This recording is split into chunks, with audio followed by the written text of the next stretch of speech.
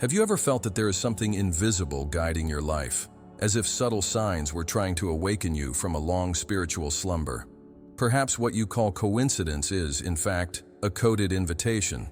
Among all the symbols that cross the history of spirituality, few are as laden with mystery as the number 33. Associated with the age of Jesus at the time of his crucifixion, this number has been revered, feared, and hidden for centuries, not by chance. In various esoteric traditions, it represents the highest point of the spiritual ladder, the peak of an inner journey that transforms the ordinary human being into a channel of divine light. But what if Jesus' 33 years were not just chronological, but a hidden spiritual map in plain sight? In institutionalized Christianity, the narrative of Christ's life often boils down to miracles, crucifixion, and resurrection. But there is a less explored layer, where each step of his journey is a symbolic code, a hidden key to a process of enlightenment that can be experienced by any awakened human being. Jesus, as a universal archetype, did not come just to be worshipped. He came as a master of the way, a silent teacher for those who have eyes to see and ears to hear. Within each gesture, there is an unspoken lesson, and within each phase of his life, a step on the path back to the divine. The number 33 is revered by various spiritual traditions and occult schools. In Kabbalah, it appears as the degree of union between the higher and lower worlds. In Freemasonry, 33 is the highest degree of spiritual elevation. In the human body, there are 33 vertebrae that support the spine, the same spine through which the energy of the Kundalini rises in the Eastern tradition. It's not a coincidence, it's cosmic architecture. All of this points to the same principle, ascension. But the real question is, does the Book of the 33 Steps really exist? Something that, even without physical pages, is recorded in symbols, archetypes, and historical gestures waiting to be decoded. If this book exists, it's not in a library nor hidden in a scroll. It is printed in the life of a master, a spiritual roadmap lived in the flesh, a divine theater enacted to awaken humanity. The steps are not numbered, but they are there, veiled between parables and actions, revealed to those who have the courage to dig within themselves. The life of Jesus can be read as an external gospel, but also as an internal manual. An invitation to walk the same 33 steps that led him from incarnation to enlightenment. And this invitation, subtle and silent, still echoes for those who have the sensitivity to listen. Before any religion existed, there was the calling. The calling is that silent unrest pulsing in the heart of those who feel that life cannot just be this: to be born, pay bills, repeat routines, and then die. Jesus answered this calling fully, and throughout his 33 years he showed us how to respond to this calling with courage, surrender, and presence. He did not promise ease. He offered truth, and the truth, for those who truly seek it, is a path that demands everything. That's why the map is not for everyone, only for those who accept losing the world to find their soul. The journey of the 33 steps begins in the innermost part of the being. It's not about geography, but about consciousness. The first step is the recognition that we are lost, not in the world, but from ourselves. Each of these steps requires a renunciation, an integration, and a revelation. Contrary to what many think, the spiritual path is not an escape from life, but a radical plunge into its essence. And Jesus, with his public and silent life, offered not dogmas, but demonstrations. He did not ask for worship. He asked us to follow him, not with our feet, but with our heart. The Book of 33 Steps can be interpreted as the invisible trail that leads from identification with the ego to the incarnation of the spirit. Each step is like a station of transformation. What separates us from a full and awakened life are not the external circumstances, but the internal veils, veils of fear, of attachment, of illusion. As we walk through each step, these veils fall away, until the true self, the one that is one with the whole, can emerge. Jesus did not come to create a religion. He came to remind us of our divine origin and guide us back to it. It's intriguing to realize that the crucifixion itself, the climax of the Christian drama, can be seen as the ultimate test, the moment of total surrender, not as defeat, but as liberation. When he says, "It is finished," it is not the end. It is the beginning of true life, now without ego, without fear, without separation. This is step 33, the point where consciousness no longer belongs to time, but merges with eternity. The cross, in this context, ceases to be an instrument of pain and becomes a bridge to infinity, an alchemical symbol where the human dissolves into the divine. That's why so many mystics throughout history have sought to live this map in silence. Francis of Assisi, Teresa d'Avila, Meister Eckhart, each in their own way walked the 33 steps, some consciously, others intuitively, but all arrived at the same point: union with the One. This journey is not limited to Christianity, but is inscribed in it with beauty and depth. Jesus is just one of the names that the light took to touch us, and the path he walked is universal, eternal, and available to all who truly desire to cross the abyss between the small self and the divine self. However, to tread this path, it requires more than just faith. It requires the willingness to die every day, to die to the roles, to the identities, to the fears, to die not as an end, but as a rebirth. Each step brings us closer to a fuller existence, where we no longer seek meaning, because life itself becomes the meaning. At this stage, the seeker stops seeking, for they become what they were seeking. The seed of enlightenment has always been within. The 33 steps are merely the process of germination.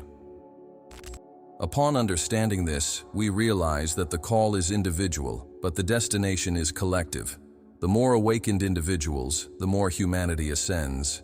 Jesus did not come to save individuals. He came to activate the Christ consciousness in all of us, a vibrational frequency, a living presence.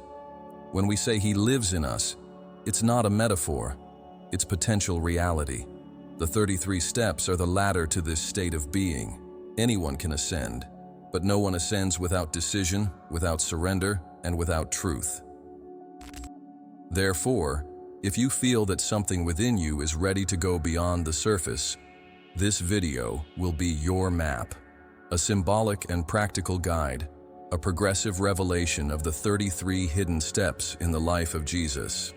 Not so you can admire them, but so you can embody them, because the real miracle is not walking on water, it's walking in this world with firm feet and an awakened heart. The journey to enlightenment does not begin with celestial applause or overwhelming mystical visions.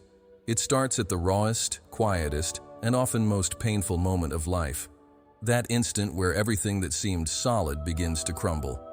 The first step is not spiritual, in the romantic sense of the word. It is destabilizing.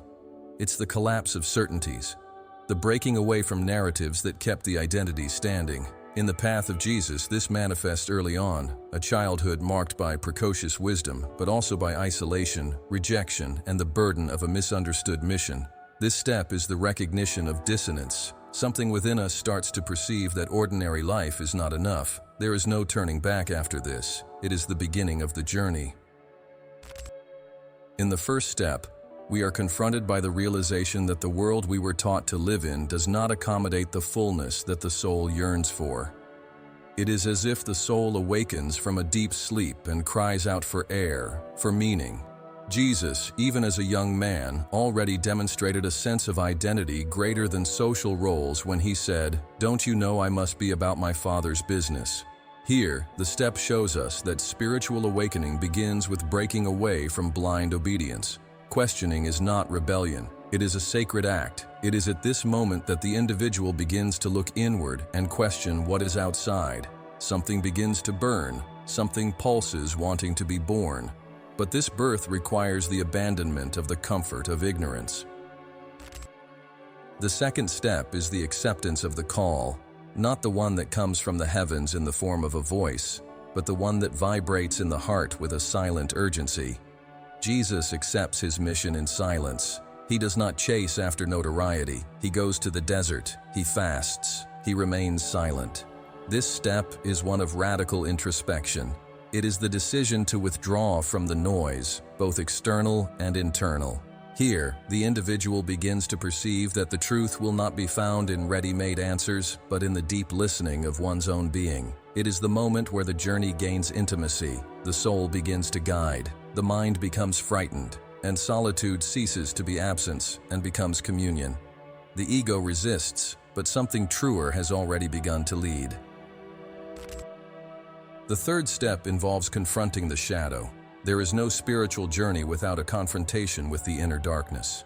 Jesus, in the desert, faces temptations that are more than just tests. They are archetypes of the ego: power, vanity, dominance. Each temptation is a part of us that wants to maintain control, that fears surrender. This step shows us that illumination does not come from running away from the shadow, but by integrating it.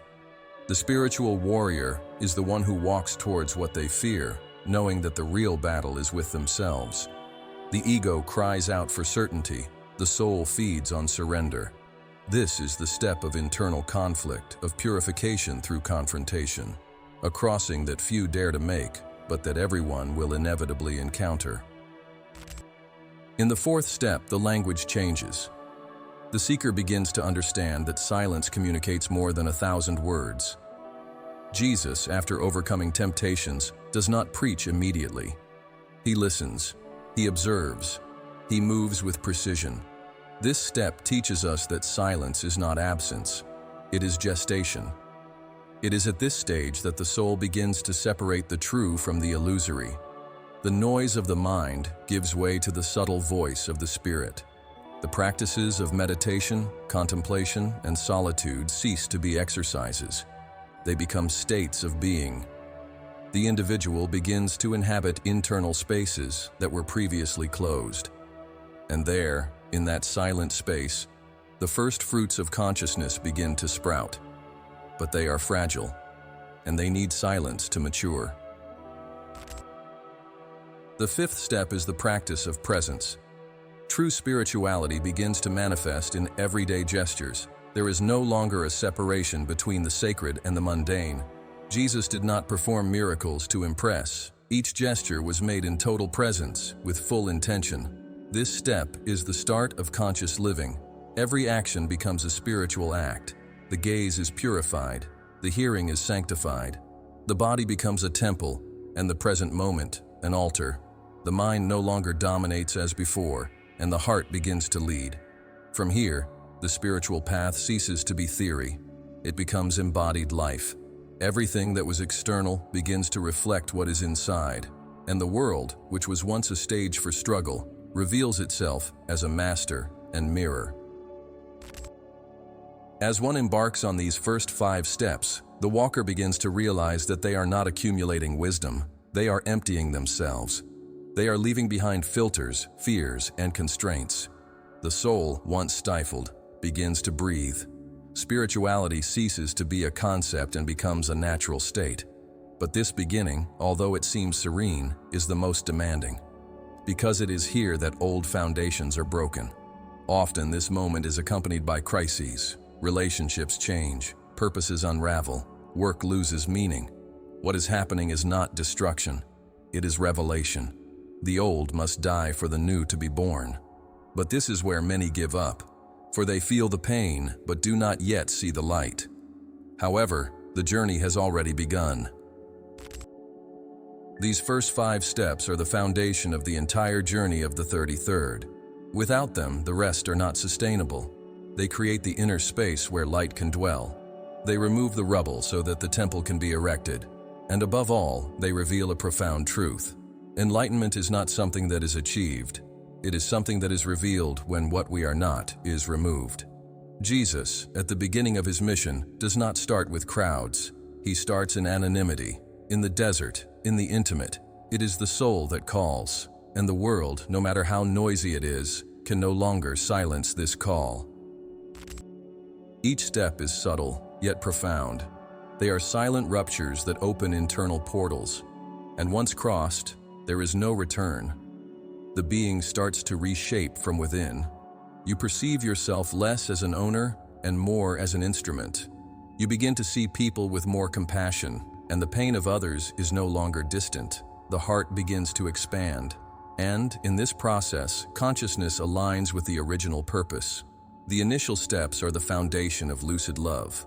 A love that does not demand, does not judge, does not beg. It just flows. It's important to remember, there's no rush on this path. Each step has its own time, its own pace, its own season. Impatience is the trap of the ego. Surrender is the secret of the spirit. Jesus lived each stage fully. He didn't rush to the miracle. He walked with presence, even knowing the destination. This teaches us that the true miracle is to remain whole even amidst chaos. What begins as a search transforms into a path, and what seemed external reveals itself as something that was always within. These 5 steps are the silent call to all who feel there is something more, that they were not born to merely survive but to awaken. This is not about doctrine. This is not about religion. It's about inner truth, a movement of the soul towards its home. And this home, contrary to what we might imagine, is not in the sky. It's in the awakened heart, fully inhabiting the present moment.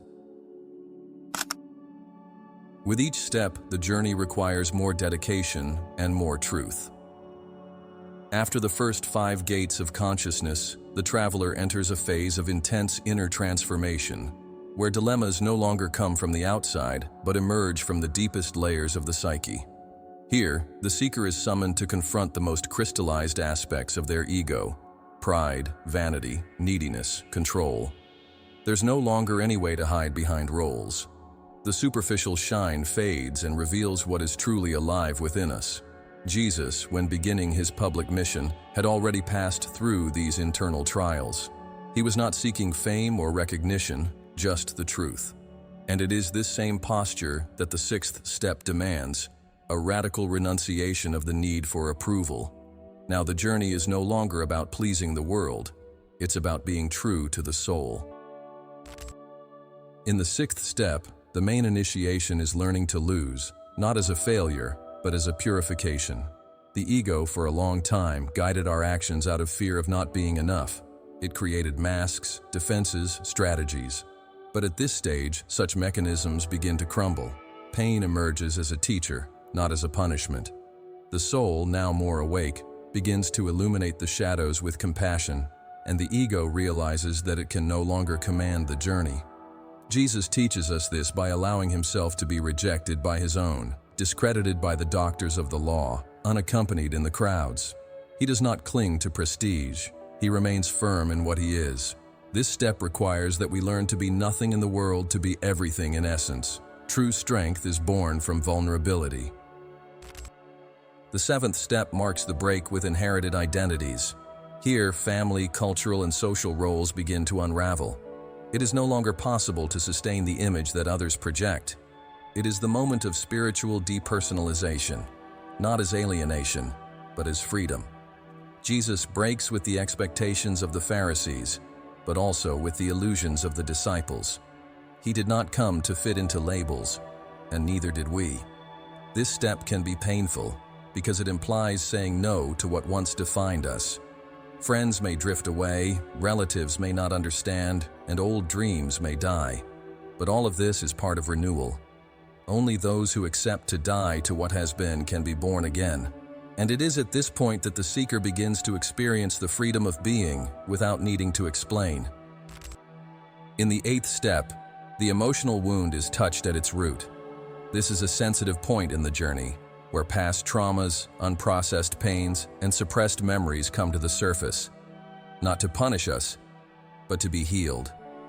True spirituality does not run from pain. It dives into it with open eyes. Jesus wept for Lazarus, felt deep compassion for others' pain, allowed himself to feel abandonment, rejection, misunderstanding. He shows us that the soul does not need to be invulnerable to be luminous. Healing occurs when we stop fighting what we feel and start loving even the broken parts of ourselves. This step is a return to the heart, a meeting with the wounded child, the misunderstood teenager, the exhausted adult. All of this reintegrates, and the soul becomes home again. The 9th step leads us to the symbolic desert, the space where there are no more distractions, where the soul is left alone with itself. Here, silence becomes a mirror. And it's not always a gentle mirror. The desert is the place where noise ceases so that truth can echo. It's where the soul realizes there's nothing left to do, just to be. This step tests the walker's perseverance. Often they feel abandoned, directionless, without visible reward. But it's in this state of emptiness that the light penetrates. Jesus spent 40 days fasting, confronting his own inner demons, resisting the seduction of false power. He didn't run away from the desert, he inhabited it. And he showed us that it's in the apparent emptiness that the divine presence reveals itself more clearly. Upon crossing this desert, the traveler reaches the 10th step, where faith ceases to be a belief. It becomes living trust. One no longer believes in God. One trusts in Him with their whole being. Here, the surrender is complete. One no longer demands guarantees, nor seeks certainties. The ego, tired of trying to control, finally surrenders. And in this act of surrender, a new power is born, not one that dominates, but one that flows. Jesus walks on water not as a spectacle, but as a symbol. When there is no longer fear of death, the impossible becomes natural. This step teaches us that faith is not a resource of desperation, but the certainty that, even without solid ground, there is direction. The seeker now walks with an open heart. They know they can fall, and yet they trust. It's important to understand that these spiritual trials are not punishments. They are blessings disguised as crises. They are mirrors that reveal where there is still resistance, where love has not yet penetrated. Each pain carried in this stage is, in fact, a call to transformation. Suffering only becomes suffering when we cling to it, but when we go through it with presence, it transmutes into strength. Jesus did not avoid pain, He sanctified it, and in doing so, He left us a model of how to transform suffering into awareness. These 5 steps are like alchemical ovens, burning what is false, purifying what is true. The soul, which has already begun to awaken, now goes through a second birth, more painful, deeper, brighter. Each test is a gateway, and every fall, a lesson. The seeker begins to understand that the spiritual path is not a straight line, but an ascending spiral.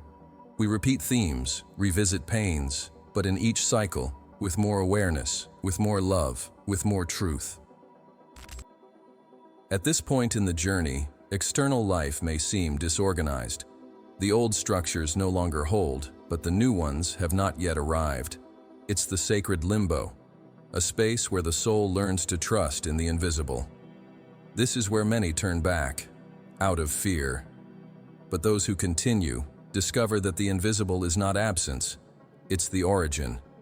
Trust becomes solid ground, and presence, the safest guide. Jesus never had maps. He was led by His attunement with the Father, and it's this same attunement that begins to guide the seeker's steps.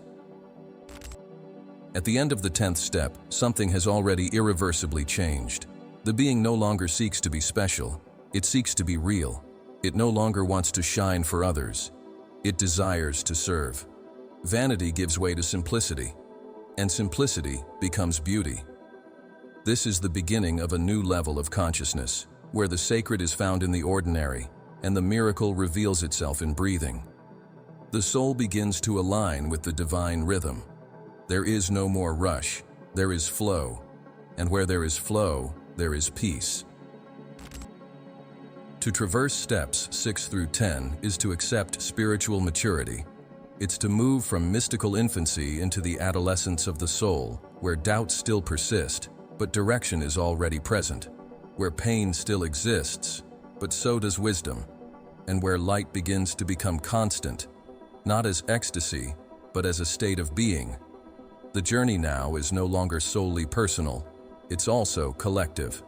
The seeker begins to radiate what they live, and the world begins to change, not because they want to transform it, but because they themselves have become a living transformation. Reaching the 11th step is like entering a new level of reality, a place where common knowledge no longer serves, where religious concepts begin to crumble, and where the soul starts to hear a voice that does not come from the world, The wisdom that is born here is not read, learned, or memorized. It is revealed. It does not come from the analytical mind, but from direct contact with the spiritual field that sustains existence. At this stage, the seeker realizes that all profound truth is intuitive, that the greatest answers arrive when one no longer asks, and that silence is, often, more instructive than any sermon. The 11th step invites us to abandon attachment to mental understanding and to dive into the wisdom of presence, where what matters is not what is understood, but what is embodied. Jesus knew this. He didn't debate doctrines, he embodied truths. When he spoke, he used parables, metaphors, symbols. He didn't offer conclusions, but gateways. Each of his sentences was a riddle that could only be deciphered by those willing to listen with their hearts. The 12th step, therefore, teaches us the language of the Spirit, a language that moves by vibration, by attunement, and by pure intent. Here, the seeker begins to realize that the Spirit speaks all the time, but at a frequency different from that which the logical mind captures. The signs are in the encounters, in the dreams, in the symbolic repetitions, in the sudden emotions. The wisdom that is not taught is the one that already resides within us, but was buried by the noises of the personality. At this point, silence ceases to be the absence of sound and becomes a living entity. On the 13th step, the seeker realizes that true listening is not passive, it is active, vibrational, sensitive. Silence becomes an oracle. They start to hear between the lines, to feel what was not said, to capture the most subtle intentions. It is in this space that deep intuitions are born. They are not guesses, they are revelations. Jesus climbed the mountains to pray not because he needed to ask, but because in that space, far from the crowd and the noise, he reconnected with the source. This step shows us that the soul only matures in sacred silence. The noise of the mind needs to be dissolved so that the song of the Spirit can be heard. This is the music of wisdom, inaudible to common ears, but perfectly clear to the awakened heart. With the advancement to the 14th step, something even deeper begins to emerge. The perception of the interconnection of all things. The seeker begins to see unity where they once saw separation. Duality loses its strength. Good and evil reveal themselves as expressions of the same educational game. The other ceases to be a threat and reveals itself as an extension of oneself. At this stage, Jesus said, "Love your neighbor as yourself," not as a moral rule, but as a mystical realization. This step is the activation of the Christ-like vision, seeing the divine spark in everything, even in pain, in error, and in the adversary. This does not mean being complicit with evil, but understanding that every soul, in its essence, seeks to return to the light, even when lost in the shadows. This understanding cannot be taught. It only arises from the fusion with the whole. In the 15th step, the seeker begins to dissolve into the flow of life. Mental rigidity transforms into spiritual flexibility. There is no longer resistance, there is alignment. It's as if, all of a sudden, life as a whole begins to make sense. Past pains, encounters, breakups, cycles, everything fits together like pieces of a cosmic puzzle. Jesus spoke of being in the Father and the Father in him. This is not a metaphor for the religious, it's an experience for the initiate. In this step, the seeker begins to live in tune with the divine rhythm, with the cosmic dance. He no longer forces events, does not manipulate, does not beg. He allows. He cooperates with the flow of the sacred, and in this state of cooperation, miracles become natural, and peace becomes constant. But this kind of wisdom cannot be stored. It is not knowledge, it is transformation. The being who reaches this point no longer seeks to know more. They seek to be more. Learning is not cumulative, it is emptying. The soul begins to undress, and in this undressing reveals its essence. What remains is what is eternal. What falls away is what was transient. This wisdom cannot be taught in courses nor passed on in books. It can only be lived, felt, vibrated. It is a presence that changes the frequency of the environment. It is a silence that speaks louder than any voice. It is the truth that can only be known by those who are willing to disappear as I, to be born as we. At this point in the journey, the seeker no longer defines himself by the past, nor projects himself into the future. He just is. And this being is enough. Anxiety dissolves because there is nothing more to prove. Fear disappears because there is no more separation. Suffering loses strength because there is no resistance left. Everything that happens is perceived as part of the divine work. Even pain becomes sacred because it reveals where separation still exists. Jesus lived this state so profoundly that he could love even his executioners. This is not weakness, it's pure power. The power to transcend the ego and be an unconditional channel of love. This is not learned, it is awakened, and every step lived in fullness leads us to this point. It's important to say that wisdom that is not taught is only received by those who have already been through the fire. Those who still seek shortcuts, formulas, or recognition cannot access it, not as a punishment, but due to a lack of attunement. It's like trying to listen to a symphony with a poorly tuned radio. The frequency of higher wisdom demands purity of intention, openness of heart, and humility of spirit. It is simple. Therefore, it is invisible to the prideful eyes. But for those who have silenced enough, it reveals itself in the details, in the breeze, in a glance, in a gesture of tenderness, and it transforms everything, not by the content it brings, but by the presence it carries. At this point in the journey, the soul begins to inhabit two worlds at the same time, the visible and the invisible. It operates in the common world, but with superior awareness. It speaks with words, but transmits vibration. It acts in time, but tunes into the eternal. This is the beginning of Christ-like wisdom, the consciousness that doesn't need to dominate anything to manifest everything, the presence that doesn't demand anything but reveals everything, and it is in this presence that the seeker becomes a master, not in the sense of someone who teaches, but of someone who embodies the truth, and this in itself is the greatest teaching possible. When Jesus said, "Those who have eyes to see, let them see," he was not talking about physical vision, but spiritual perception. The wisdom that is not taught is this: that which can only be received by those willing to see beyond the visible, hear beyond the audible, and feel beyond the emotional. It's not about blind faith, it's about awakened perception, and only those who accept to die to the known awaken. The soul now lives in another time, at another pace. It no longer chases life, it lives from life, and it becomes an extension of the divine in everything it does. At the end of these 5 steps, the seeker is no longer the same, not because they learned more, but because they let go more.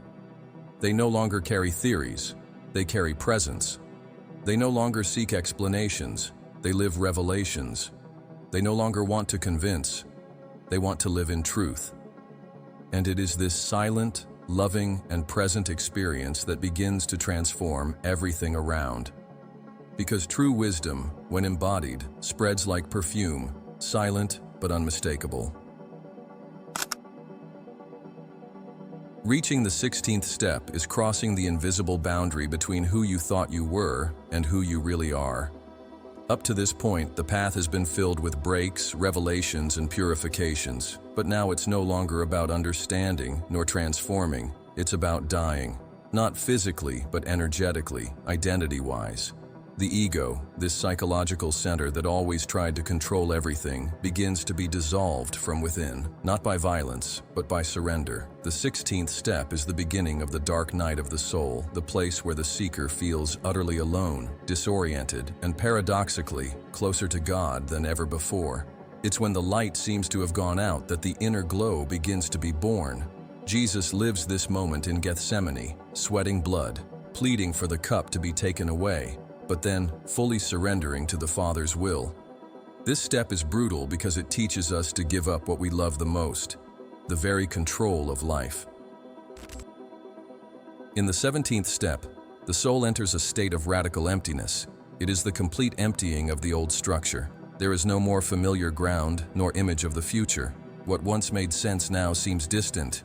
and what once brought security dissolves.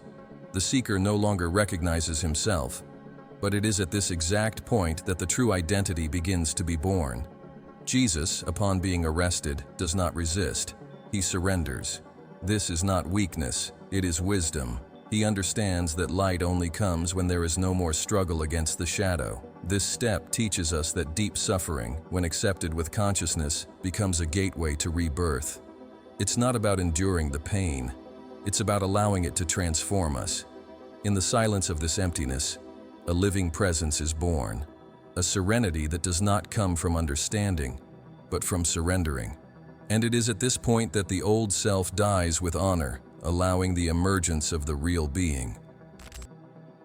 The 18th step is the crossing of spiritual identity. It's when the soul, already stripped of attachments, ideas, images, dogmas, and roles, begins to experience the vastness of being. Not as a concept, but as a direct experience. It is the birth of the inner Christ. Jesus knew this when, even crucified, he still offered compassion. "Father, forgive them, for they do not know what they do." He did not react, he transcended. This step demands more than faith. It requires absolute existential truth. Here, one no longer lives according to what the world expects. One lives from an unshakable core, a silence filled with wisdom. The soul becomes a receptacle of the divine. One no longer speaks of God. One becomes a dwelling of God. It is the rebirth of the Christ consciousness within the human, the fusion of opposites, the revelation that everything we sought outside always lived within. In the 19th step, the heart becomes the new center of existence.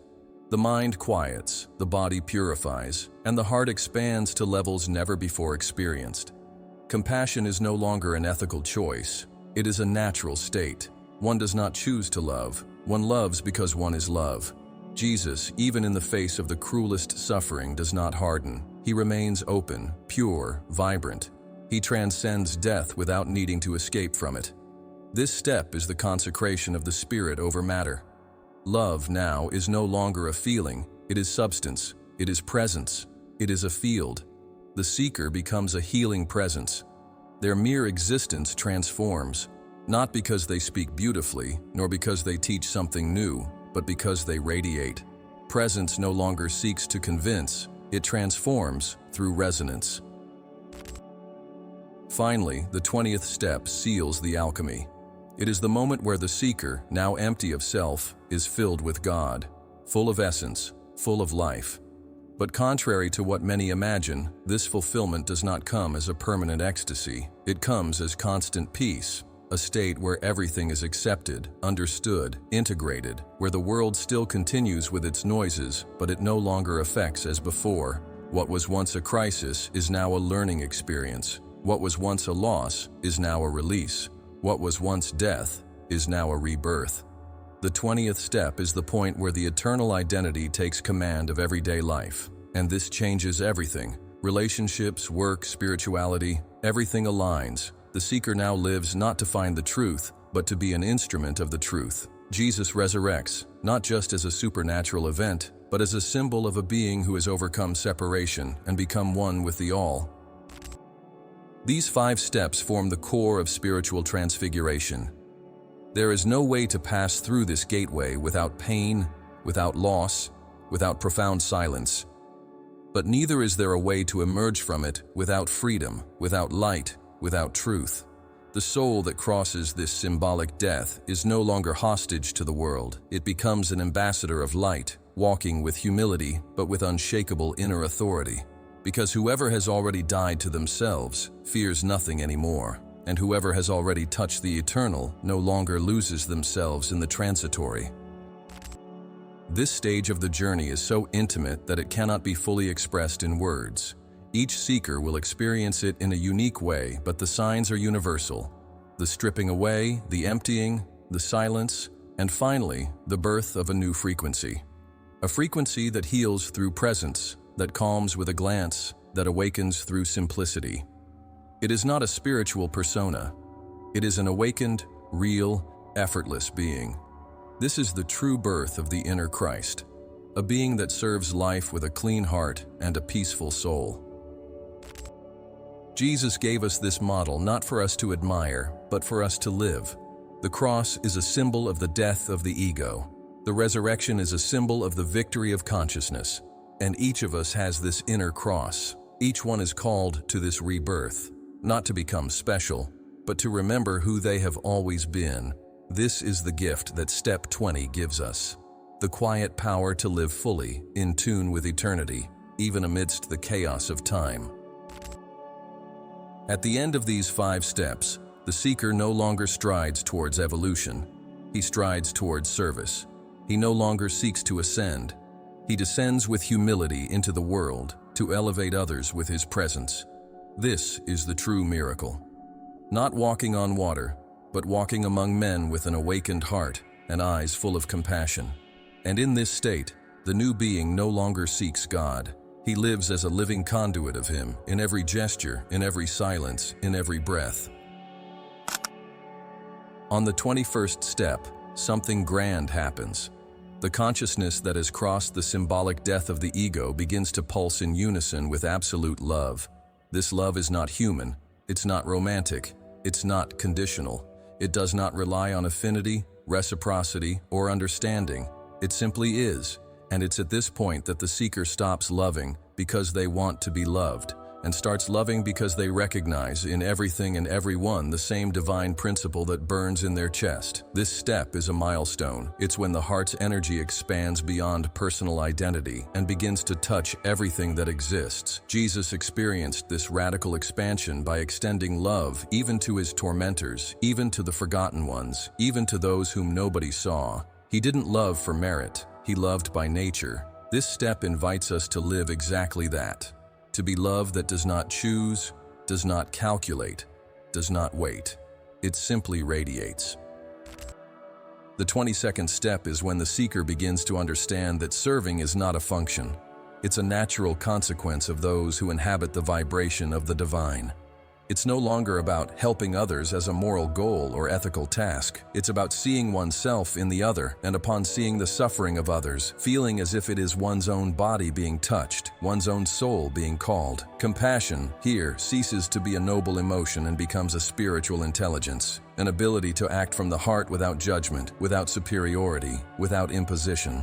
Jesus washed the disciples' feet not to teach humility with words, but to demonstrate in practice that no one who is awake places themselves above anyone else. This step teaches us that to serve is to reign in the kingdom of the Spirit.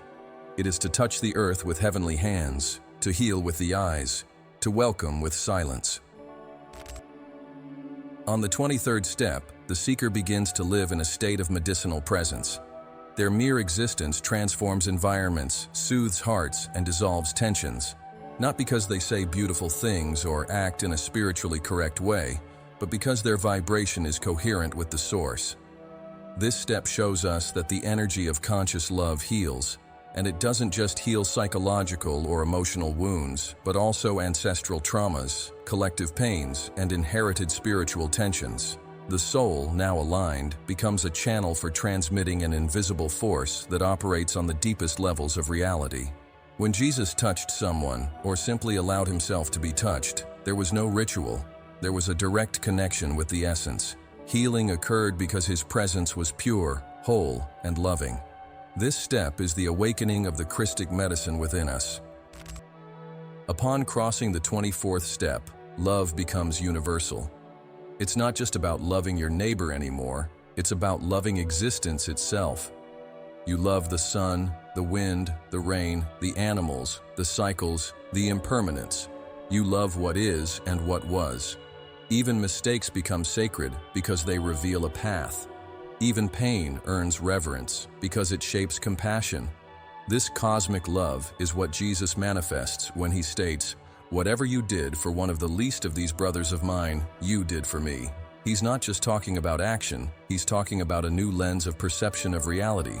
When the heart becomes the organ of spiritual vision, the whole world is seen as a temple. The seeker now lives in reverence, and every gesture is a prayer. Love at this stage is not selective. It includes, integrates, welcomes, transforms, expands. The 25th step is the consecration of the mission. Here, the awakened seeker understands that their body, voice, mind, and time are sacred instruments at the service of the divine plan. It's no longer about doing good deeds or living correctly. It's about embodying love as a lifestyle, as a living atmosphere, as a constant presence. Jesus had no personal ambition. Everything in him was directed towards the Father's will, that is, the loving cosmic intelligence that governs the universe. This step is a silent pact with the whole. It does not need to be spoken, sworn, or published, but it is deeply felt as an inner alliance, to live to serve, to love to heal, to exist to radiate. This consciousness, when matured, awakens the true purpose of the soul, no longer as a task to be discovered, but as a light that has always been there, just waiting for space to ignite. This set of steps marks the point at which the seeker becomes a silent agent of collective healing. They no longer need titles, validations, or recognition. They operate in the subtleties of existence. They are the pause in the chaos, the calm gaze in the turmoil, the gentle word in the conflict, the wise action in the face of fear. They no longer serve the world out of a need for meaning. They serve because they have become a channel of life itself. And life, when it flows through someone without resistance, can only act with love, compassion, and wisdom. This awakened being begins to change social, familial, and energetic patterns simply by the way they vibrate. They become what the ancients referred to as the living presence of the Holy Spirit. At this point in the journey, spiritual gifts begin to manifest. But contrary to what one might think, they do not come as superpowers. They come as humble tools in the service of love. One may have the gift of healing, of listening, of speech, of inner vision, of inspiration. But all of this is kept secret, in silence, in reverence. The seeker does not boast because they know they are not the author of anything. They are merely a bridge, a harp where the divine plays its music, and the music that it plays, wherever it reaches, reminds everyone that they too are part of the whole. They too are worthy of love. They too are extensions of the light.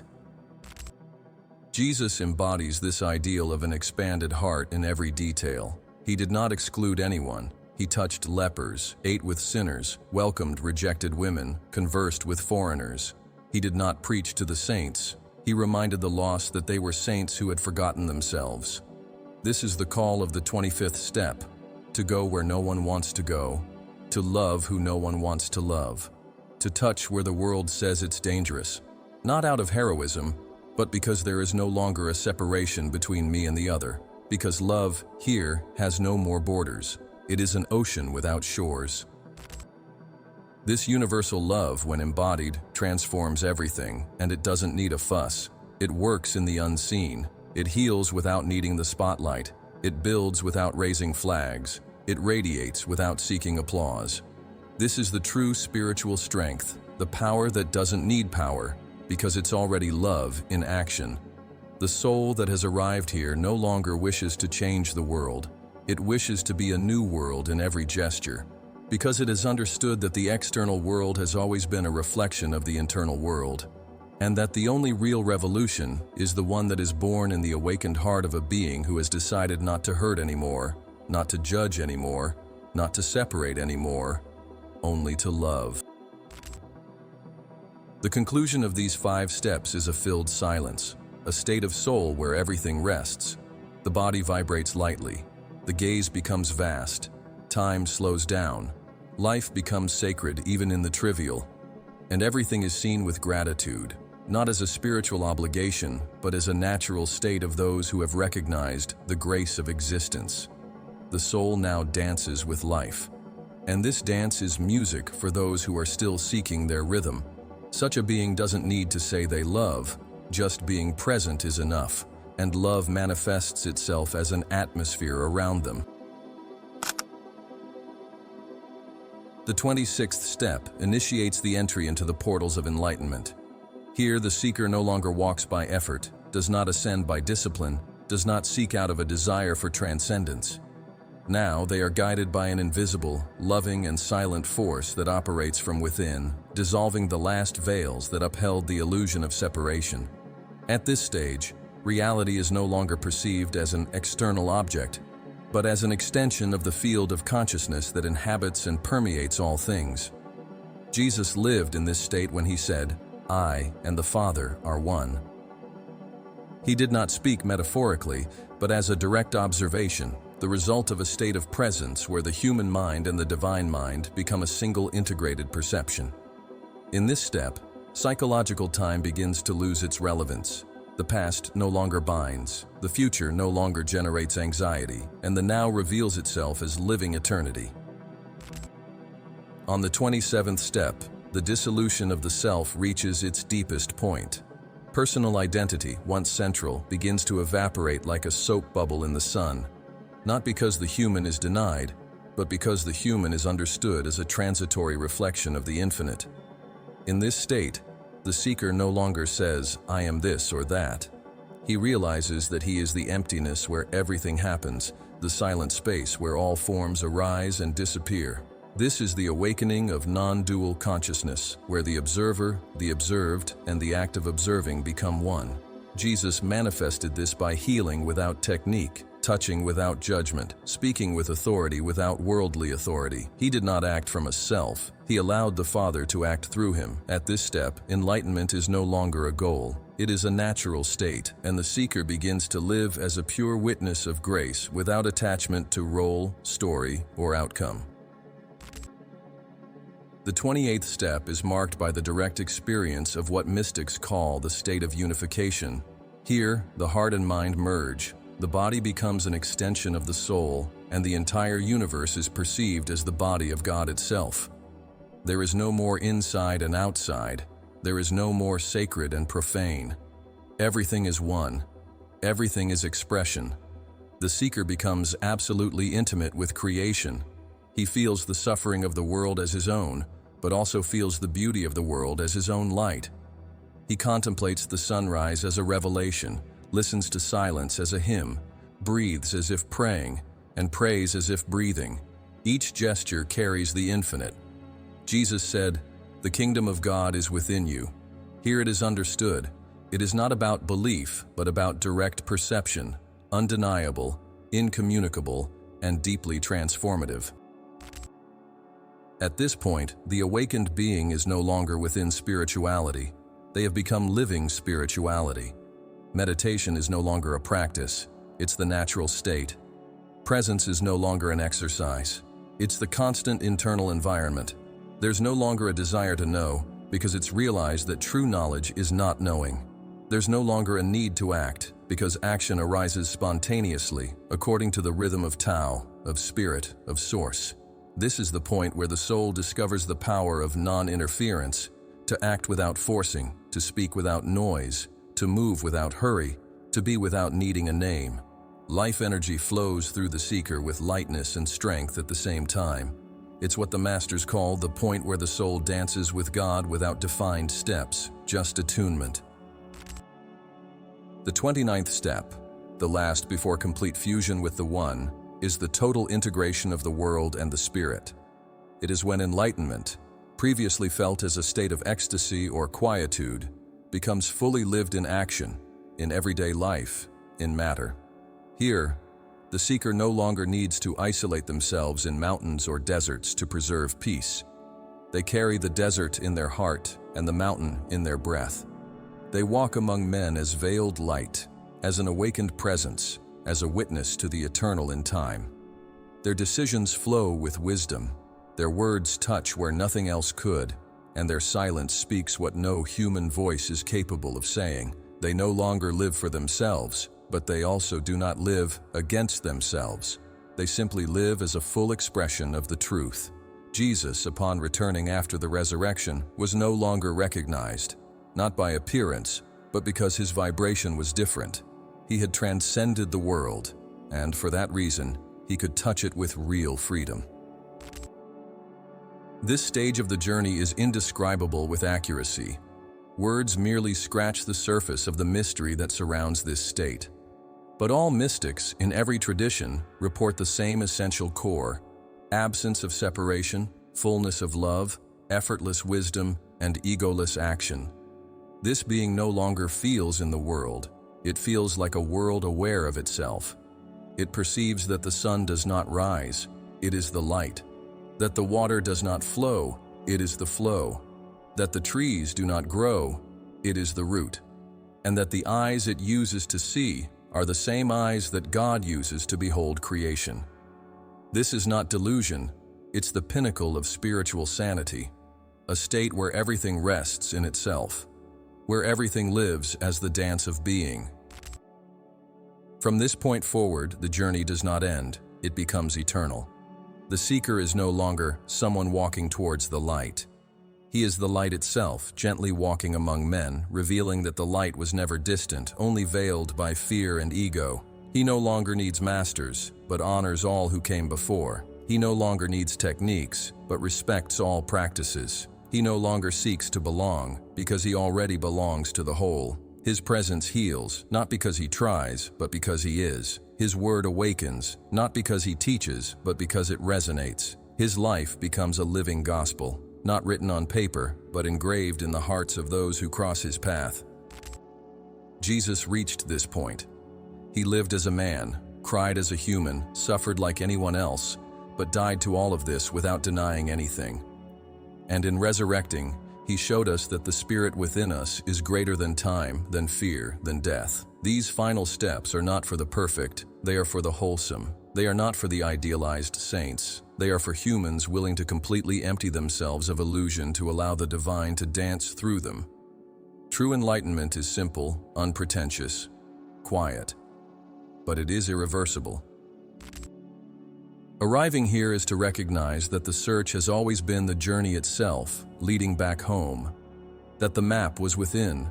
That the 33 steps are not stairs to climb, but layers to be peeled away until only the naked, pure, brilliant, eternal self remains. And that's why step 29 concludes with the greatest gift of all, peace that does not depend on the world, because it comes from the one who has become the world in peace. The 30th step marks the beginning of the final crossing, not because the path is coming to an end, but because the being that was walking completely dissolves into what it has always been. Here, there are no more steps in the common sense. There is no longer someone who seeks, who desires, who interprets.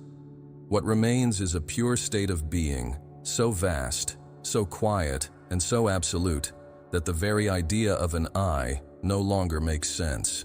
The seeker at this point crosses the subtlest veil of existence, the illusion of separation between the enlightened and the world.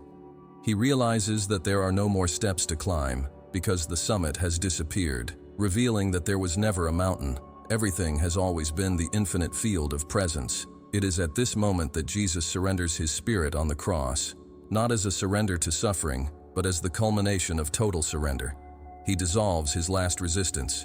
He does not die, he transcends.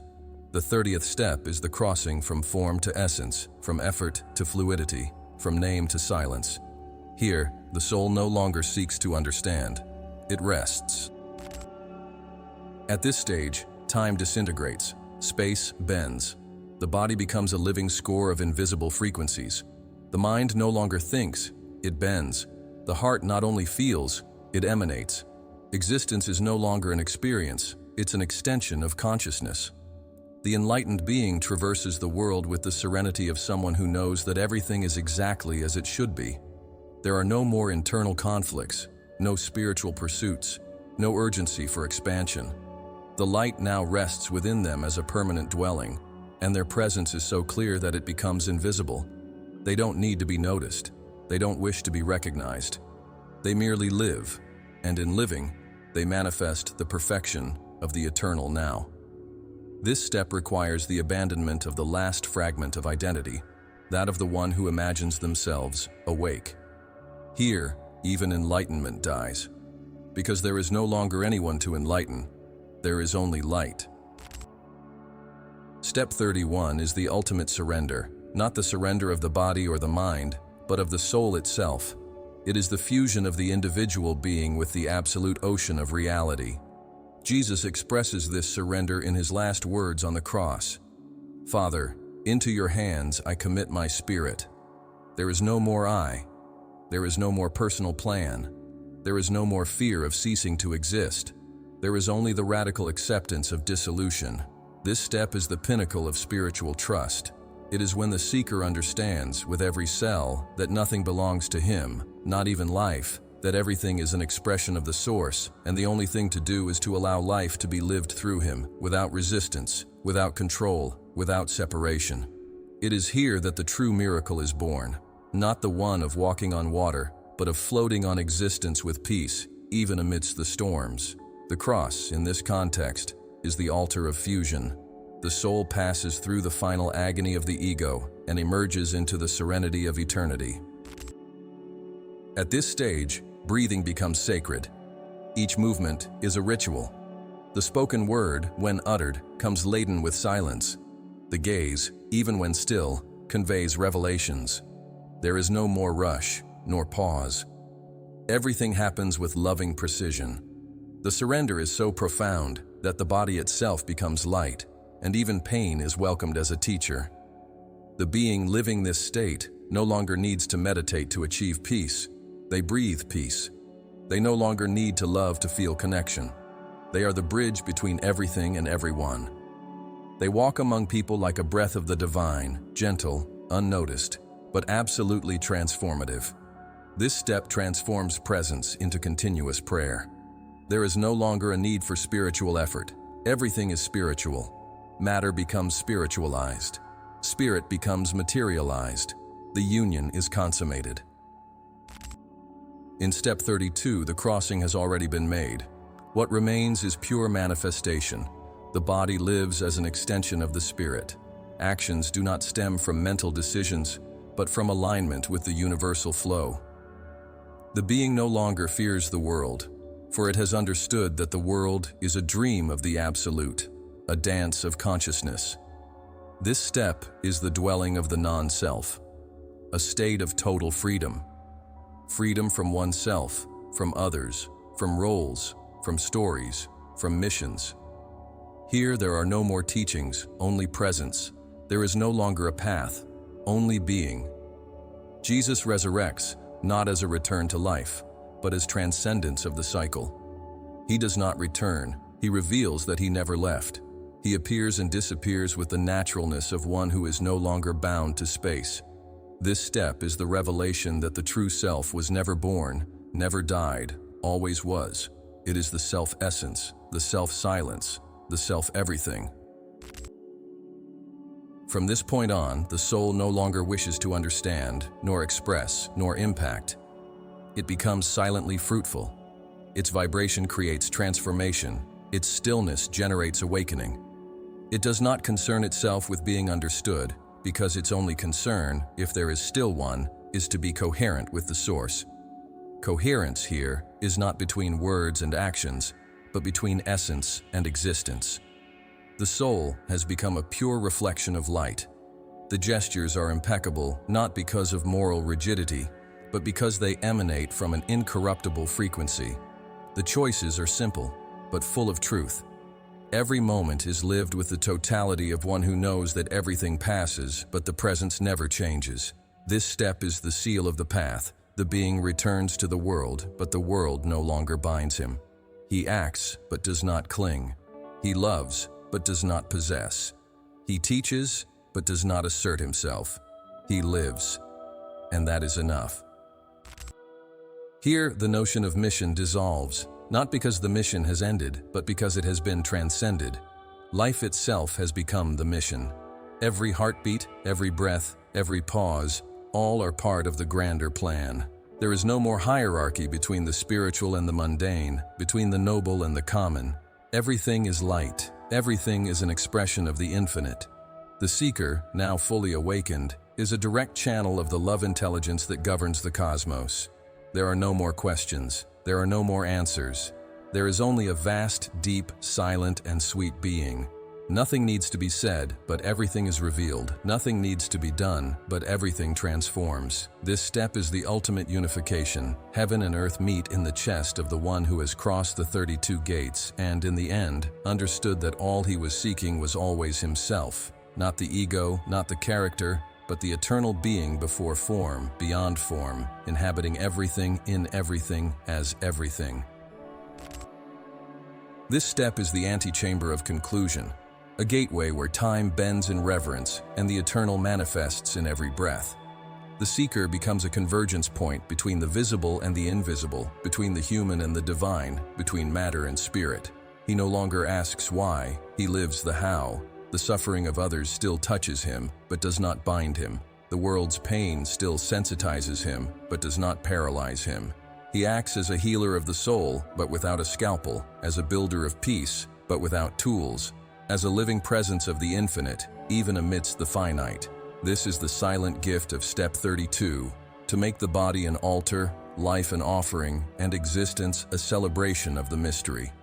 There is no longer a search, there is presence. There is no longer haste, there is eternity. And in this state, the being is ready for the final step, the one that does not end, but dissolves everything into what it has always been. The 33rd step is not an ending. It is the point of dissolution of the idea of an end. Here, everything that was sought is revealed as unnecessary. Everything that was faced, understood, healed, and integrated becomes the backdrop for a state where there is no longer a separation between inner and outer life, between divine and mundane, between serving and being. The 33rd step is the merging of the spirit with reality, the moment when the awakened being returns to the world, not as a prophet or leader, but as a silent channel of eternity. Jesus manifests this step after the resurrection, not to prove his divinity, but to express the total integration of the human with the eternal. He appears without announcing, acts without noise, instructs with few words, and disappears without clinging. This step represents the full awareness that enlightenment is not a personal achievement, but a return to what we have always been, before any name, form, or story. In this state, the seeker understands that the journey has always been a dance of consciousness with itself. All the steps, all the conflicts, all the deaths and rebirths were just echoes of the eternal returning to itself. And now, fully awake, the being no longer feels the need to seek or to teach. He lives. And this life is the teaching itself, not as a discourse, but as a vibration. Words become scarce because there is nothing left to explain. Actions become gentle because there is no more rush. The body moves like an instrument tuned with the music of creation. Silence becomes a fertile field where love sprouts spontaneously. Here, the heart no longer needs to be protected. It is the open temple, the living altar, where light offers itself without resistance. This step is the birth of the true master, the one who no longer teaches with gestures or speeches, but with his very presence. The illumination at this point is not a light that blinds or imposes itself. It is a gentleness that penetrates effortlessly, a clarity that does not need to prove its existence. The awakened being walks among men as an equal, but carries within a peace so profound that it modifies everything around. He no longer seeks to change the world. He understood that the world changes by resonance, and that his role is simply to be the clearest possible reflection of the source. Everything he touches with reverence. Everything he hears with the soul. And everything he does without expecting anything in return. At this step, existence becomes an offering. Every breath is a silent yes to the mystery. Every heartbeat is an echo of universal love, and life, which was once a journey, is now pure contemplation. There is no more intention, there is only surrender. Jesus, after his ascension, no longer presents himself as a religious figure. He manifests as a principle, as a field, as a vibrational consciousness available to all who tap into this frequency. The 33rd step reveals this. True enlightenment does not separate, does not create spiritual castes, does not demand holiness. It includes everything, welcomes everything, transforms everything through the gentleness of the gaze. The world may still see chaos, but the awakened one sees unity. Others may react, but he remains in the center where nothing is lost and everything is recycled into light. He no longer tries to explain God. He lives as an extension of him. And because he has become a clean mirror, love recognizes itself in him. He does not say, "I am God," out of vanity. He recognizes that everything is God, including the one who thinks he is not. This last step is also the quietest. It does not announce itself. It needs no ceremony. It happens like the morning that dawns without fanfare, like the breeze that enters through the window. There is no more ecstasy, because there is no more expectation. What there is a state of deep rest, a silent contentment, an irreversible intimacy with what is. Time is no longer measured in hours, but in vibrations. Space is no longer seen as separation, but as an extension of consciousness itself. The body is no longer a prison, nor a vehicle. It is a temple and home of the presence. This step is the consecration of the being as light in human form. And for that reason, it does not exclude itself from the world. It returns to the world, not as one who returns to a lower place, but as one who comes back to serve, with humility, wherever called. The enlightened soul, upon arriving here, understands that the suffering of the world does not need to be carried, but rather embraced, illuminated, redefined. It no longer carries pains as a cross, but offers them as seeds of compassion. It listens without haste, embraces without fear, speaks without vanity, and acts with precision, not to correct, but to collaborate with the flow of life. It no longer cares about the result. What matters is the vibrational coherence of each gesture, and that changes everything, because its presence, even in silence, reorganizes the field around it. It's not magic, it's harmony. It is now like the air, invisible, essential, silently vital. True enlightenment does not erect thrones. It lowers its gaze and sees God in the eyes of another. Step 33, therefore, is a return to the starting point, but now with the eyes of the soul wide open. The seeker returns to the same world, but with a perspective that will never be the same. They still walk, still eat, still interact, but everything is experienced with a different texture, a different flavor, a different depth. What was once a problem becomes an invitation. What was once an obstacle becomes an initiation. What was once a person becomes a portal. Nothing is trivial, everything is sacred, and they no longer need to remember this, because they have become this. The final step is not the end of a line, it's the dissolution of the line, the disappearance of the map, the total fusion with the terrain. And here, for the first time, they understand. The map never existed. The map was them. The journey was them. The light they sought, it was always them. And because he now knows this, he doesn't boast. He serves. He cares. He shares.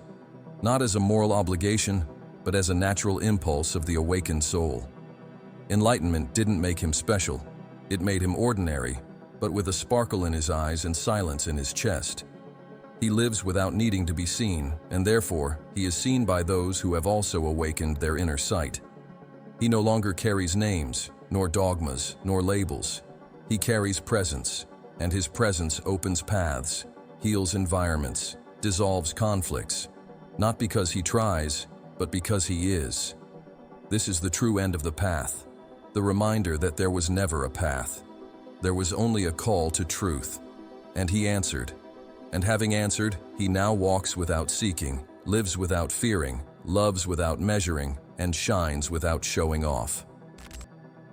Step 33 is the silent inheritance of all masters, prophets, sages, and anonymous beings who traversed darkness and returned as beacons.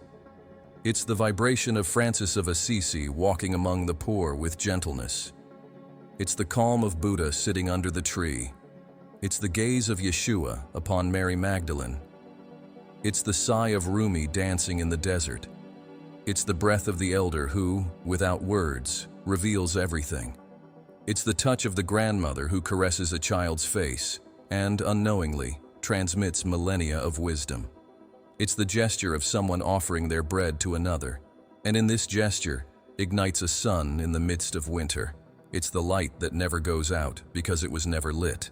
It's the being that knows itself to be eternal and therefore lives the present as an altar. This step cannot be explained, it can only be experienced.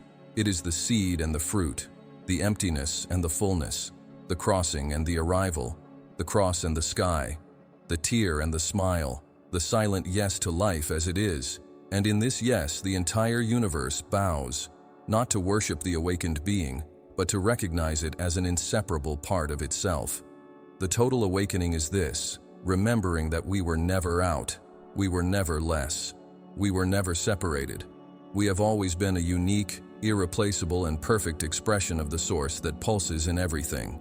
And for this reason, the enlightened one returns to the world with clear eyes, firm feet, and a surrendered heart, to live as a living witness of the truth that cannot be spoken, but can be felt, touched, and shared in silence. Now that you've crossed the mystery of Step 33, tell me honestly, which moment of this journey touched your soul the most? If you felt the call of the light, even if for an instant, share it in the comments. Your voice, your story, your awakening. All of this is part of the field we are building together. Let's express this awareness in unity. We're not just here to watch, we're here to remind each other of what we've always been. Each comment carries a vibration, and this vibration spreads.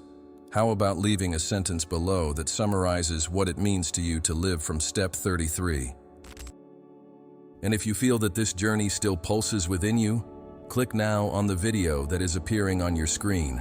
The Brotherhood of Light, the secret knowledge of Jesus that history erased. There we continue.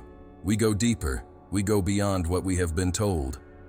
Let's enter the Brotherhood of Light, the one that never dimmed, it was only silenced. Because we, Mind Unfettered, did not come just to learn. We came to remember who we are. See you there, with all the love.